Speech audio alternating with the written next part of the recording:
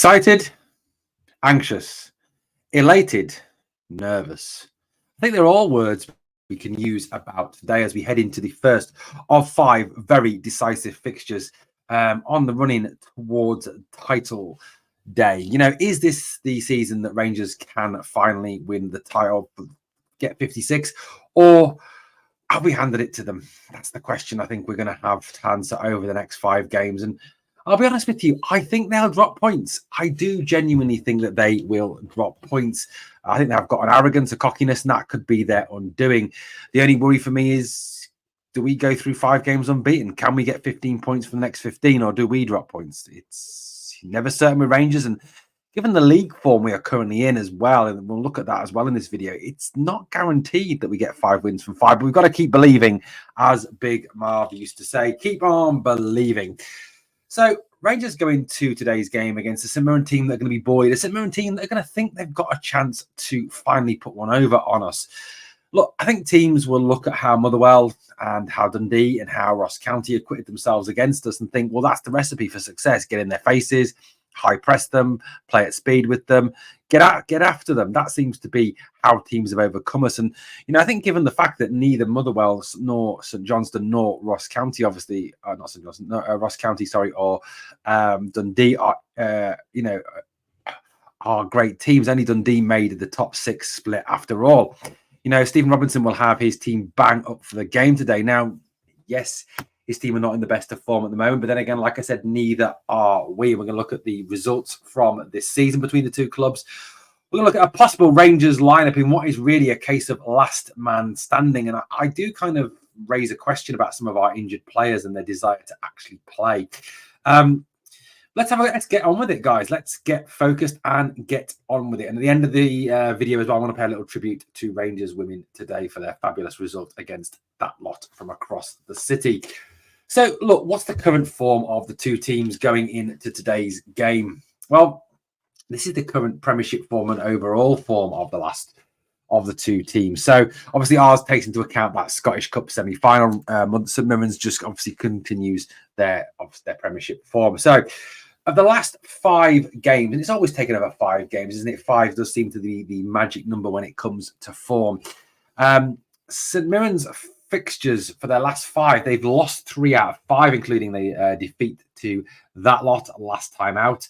They got hammered by Kilmarnock as well, from what I remember. So out of their last 5 games, they've won 3. They've won 1, lost 3, drawn 1. Their form is pretty shocking. Their last victory was over a very poor at that time Aberdeen team, certainly not the same Aberdeen team that acquitted themselves so well against that mob from across our city. So their form is pretty poor, and we'll look at some of the results shortly. Our form, again, is not great, is it? In terms of the league, 1 win from the last 5. That is absolutely shocking for a Rangers team. 2 draws, 2 defeats. I mean, that is poor. That is poor. The only win, obviously, coming against Hibernian, who, again, are not top 6. Last time out, we drew with Dundee and lost to, obviously, to Ross County. Form is not good. The form is pretty poor going into this game. And we need to turn that around. We need to turn those 5 games into 5 green W's if we're going to be up there and competing for the title at the end of the season. In terms of our overall form, which obviously includes the semi-final victory over, I thought, a very poor Hearts team. I mean, I didn't think Hearts acquitted themselves anywhere near where they've been used to this season in that semi-final. We've won 2, drawn 2, lost 1. So I suppose we only lost 1 of our last 5 in terms of our overall form. Now, moving on, looking at St Mirren's last few games that they've played, their form, like that record showed, is not good coming into this game, even though it is at St Mirren. Last time out, they lost 3-0 at Celtic Park. Hart barely putting up a fight. They lost 2-1 at home to Hearts in their last home game, a 1-1 draw against Motherwell. Again, a team that is not top 6. Hammering at Rugby Park, 5-2 against a very good Kilmarnock team. I've got to say, you know, I do have a lot of respect for Kilmarnock and also for Derek McInnes and the job that he's done this season. 2-1 victory over Aberdeen at home, a 1-1 with Ross County, which I suppose is better than what we did there, and a 2-0 victory over St Johnstone, which is, you know, not a massive achievement given how awful St Johnstone are. I do hope that St Johnstone do go into that relegation playoff spot. instead of Ross County. I do wish Ross County the best for the rest of the season in that aspect. Now, in terms of the league table, how does the league table sit going into today's game? Well, obviously, that lot sit top.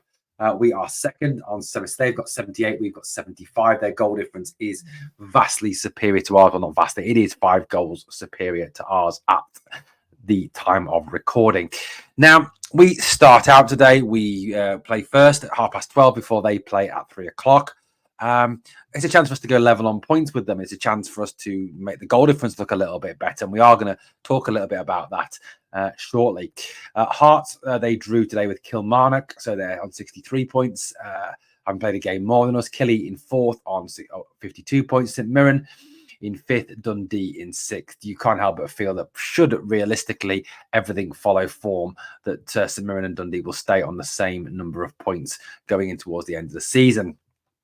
In terms of the bottom 6, is already starting to look a bit ridiculous, where the team in 7th place have more than the team in 6th place, and probably will still have on Sunday evening. It does show how stupid this split really is. Other, obviously, than the case that some teams end up playing 3 times away from home this season against some teams, whereas that doesn't seem at all fair. I don't know. It's just, like I said, I'm not a fan of the split. I do think the league needs a reform. I think the league needs enlarging. I think it needs looking at massively. Will the SFA do it? The SPL do it? No, of course they won't. They're not fit for purpose. But I do think the split is an absolute joke, if I'm being honest. So in terms of the results of this season between the two clubs, so first up on the 8th of October back in 2023, for those of you who remember that, at St Mirren, that was the game where Zach Lovelace played very well, but went off at half, went off with that hamstring strain, and since then we've never seen him again. Likelihood as well, ironically, Strain kind of played for Motherwell, for St Mirren, sorry, so that's ironic. Tav, obviously, with a penalty, and then a goal in the 90th minute, and Seema with the other goal. So 1-0 up at half time, 2 more goals in the second half. It's a very comfortable 3-0 away victory, obviously partly contributed by the sending off of Strain in the 28th minute. We could certainly do with a nice comfy 3-0, if not better, tomorrow. Next time out was at Ibrox on the 3rd of December, and it was Abdallah Seema, again a player who will be missing today with another injury, another muscle injury. Now, Philippe Clement spoke in his press conference about the fact that he was hoping Seema would be back before the end of the season.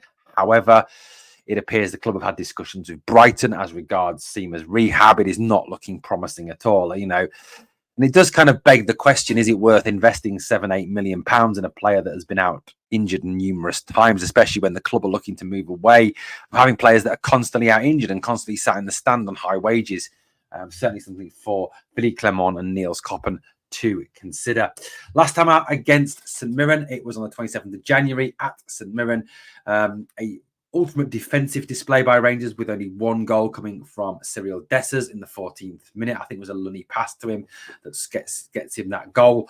Another win. So as you can see, Rangers have won all 3 games against St Mirren this season and are yet to concede against them. So a very positive record going into today's game, and certainly something that I think that Rangers will hope to continue to make sure that that we don't concede and that we do continue to score a number of goals. Although it has been quite alarming, it's been a decline number of goals: 3 goals, 2 goals, and then 1 goal. So that last time out in the last appearance at St Mirren Park was not good. Now, obviously, today shows again the weakness of the split that we play St Mirren at St Mirren for the 3rd time this season. Realistically, this fixture should have been at Ibrox, but it isn't due to the ludicrousy of the split. Hey, it is what it is, guys. You've just got to get used to it. Now, in terms of Rangers' team today, how could Rangers line up for the game today? Now, I know there's a number of players missing that would be first-team starters. Realistically, Danilo out for the season, probably. I mean, let's face it, we could see him at the end of the season, but to what degree he's going to be useful or fit, who knows? Abdallah Seema out again. Ridvan Yilmaz. Now, the Ridvan Yilmaz one for me is utterly perplexing for a player that, seemed, only days away from being fit before the Old Firm game, to suddenly not even be training anymore and perhaps back in training next week. It just seems, what is wrong with him? And there's 2 questions that kind of raise in my mind as a result of this. Number one, what are the medical staff doing at Rangers? Why is it these players are taking so long to recover? Especially if, you look across the city and you see Dazen Maida, who had a hamstring injury, back faster than any of our players who've had a hamstring injury. And Callum McGregor, I don't know what his injury was, but he again was back faster than whenever. You know, you've got to number one really question the desire of these players to get themselves fit and to actually get out there on the park and battle for Rangers. Secondly, you know, you've got to kind of question like what the medical staff are doing. You know, why is it that they across the city can get their players back with similar injuries a hell of a lot quicker than we can? What is going wrong in our medical department? So look, Ridvan is out, Cortez is out. There's a number of players missing who would be first team regulars. Now, obviously, this gives Philippe Clement a limited number of players to pick from and kind of a limited choice of what he does. So we've just got to kind of accept that what he names is kind of the best he has. Now, for me, this is the lineup that I would choose today. So Jack Butland in goal. I think it has to be Jack. Obviously, Jack Butland has been outstanding this season. Back four, James Tavernier at right back. You know, Tav, improved performance against Hearts. Look, whatever we, whatever you think of Tav and whatever you think of, you know, how he's been this season, you know, his numbers are very good, are outstanding this season. Yes, his defensive side of the game is poor, but look, he's not going to get dropped. He's not going to get replaced. Dujon Sterling is the only possible player that could do that realistically with Adam Devine on loan at Motherwell, who's probably not really an option. So, look, with Ridvan out, Sterling's going to have to get a left back because you don't want to see Barisic there because Barisic is pretty much, I think, checked out. For me, you've got to go with this. I do not want to see Connor Goldson back in these last 5 games. For me, Connor's done at the club. You know, his form going into that semi-final where he was finally rested was genuinely dreadful. So for me, you know, Balogun and Suter did well. I know Suter has a mistake in him. I know Suter had that one dodgy moment, but Balogun and Suter look good. So Leon, I think, would be very unlucky to be dropped. Leon, I want to see from now on to the end of the season. John Suter, I think, is probably the best central defender we have at the club. Sterling at left back, not ideal. I'd rather have him in midfield in place of Lundstrom. But look, at the end of the day, it isn't going to happen. He would, I think, be a better option than Lundstrom long term. Now, I've gone for Diamande and Raskin. I don't think Philippe Clement will. I think he'll go with Diamande and Lundstrom. Raskin, I want to see him give some minutes. You know, let's see what we've got. Let's see if he's genuinely can get back to the player he was last season. And John Lundstrom, for me, if it's true about him, you know, going to Trabzonspor, to what degree is he going to put the effort in that he was earlier in the season? That's a key question for me. Diamande for me is the absolute key to this team today. I think there's no kind of it's no mistake, is it, that, you know, we got him back against Hearts and suddenly we're back to being a better team and looking better going forward. He quickens the pace. He always makes himself available for the ball. He buys time. He buys space. He breaks the lines. You know, he is a top player, and I think he will go on to play in the English Premier League in the top 10 for definite. I can see him ending up at a club like an Aston Villa, for example, you know, who are currently top 4, or Spurs. Obviously, none of those clubs bigger than Rangers, but, you know, the EPL obviously has the money. But Diamande, for me, is key today. You know, I think his presence, you know, enabled Cantwell to be more effective because he gave the ball to Cantwell in more effective areas. Cantwell starts on the 10 for me today. He was brilliant against Hearts.